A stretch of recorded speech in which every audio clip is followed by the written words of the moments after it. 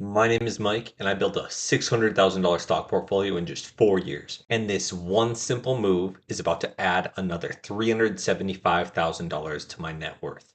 Let me show you exactly where this $375,000 comes from. I bought my house in March of 2024, and my loan balance when I bought it started just under $364,000 at 6.98% interest, plus PMI, giving me a monthly payment of $2,513. And over the course of around 2 years, my loan has barely been paid down by $7,000.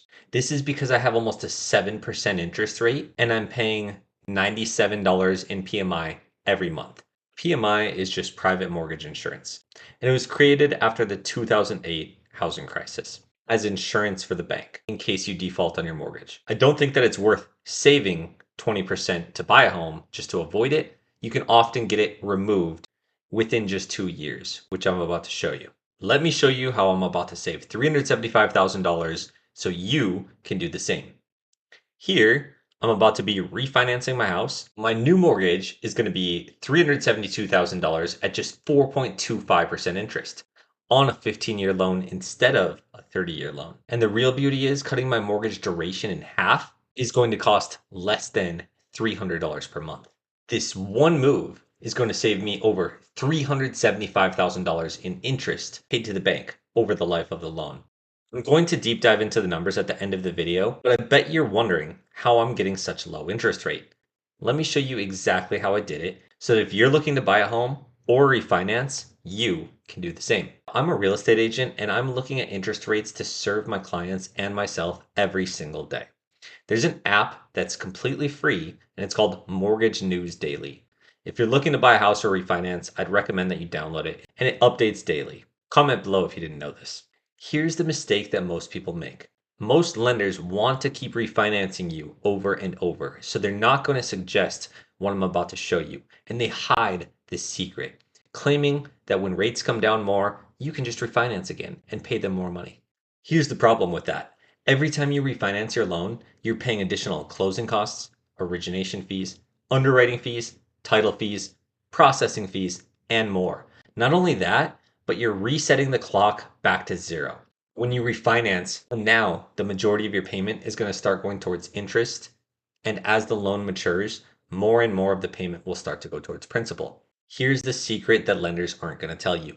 You can use this app, Mortgage News Daily, and when you look at rates and see that rates drop to an attractive number for you, you call up multiple lenders. You tell them that you're looking to refinance and give them an idea of what your credit score and income is. You can use Credit Karma for free to get an idea of what your credit score is, though it's going to vary a little bit.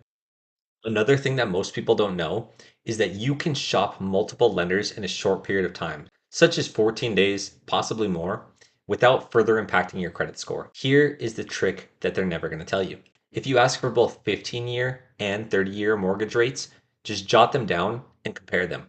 Once they give you an answer and tell you what those rates will be, ask how low you can buy down the interest rate. It does cost money to buy it down, but this way you're not refinancing over and over. And when they give you a number, ask if you can buy it down further. Like I said, make sure that you're talking to multiple lenders. This way you can negotiate them against yourself to get yourself the best deal.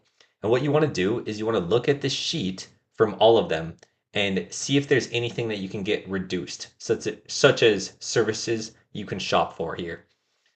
Now, one thing to know is there is something called rate baiting, and they might try to tell you upfront that your rate is going to be X and then that it's going to change as you get closer to signing the paperwork and locking the rate in.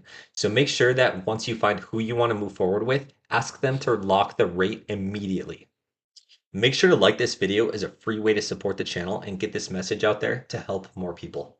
Typically, 15-year mortgages are around 0.5% lower than 30-year mortgages. And if you refinance with enough of a spread, you can have a comparable payment and pay down your mortgage in half the time, saving hundreds of thousands of dollars in interest over the life of the loan. But if you're in a situation like I was, where you were paying 7% interest, and you can cut that down to 4.25% interest or maybe even lower, you can pay about the same payment, but you can pay off that loan in half the time.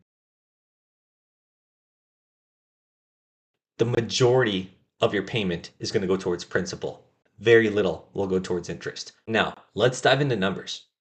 So here I'm going to show you that I did run this through ChatGPT to see if it gave me the exact number, which it did. So I found my original principal, which was $363,992 with 6.98% interest. And I had a $97 per month PMI payment on a 30-year loan.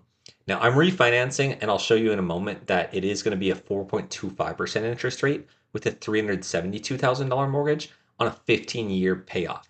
So I had asked what would my payment be for each and how much of each payment would go towards principal and interest. And then I asked how much interest would I save over the life of the loan.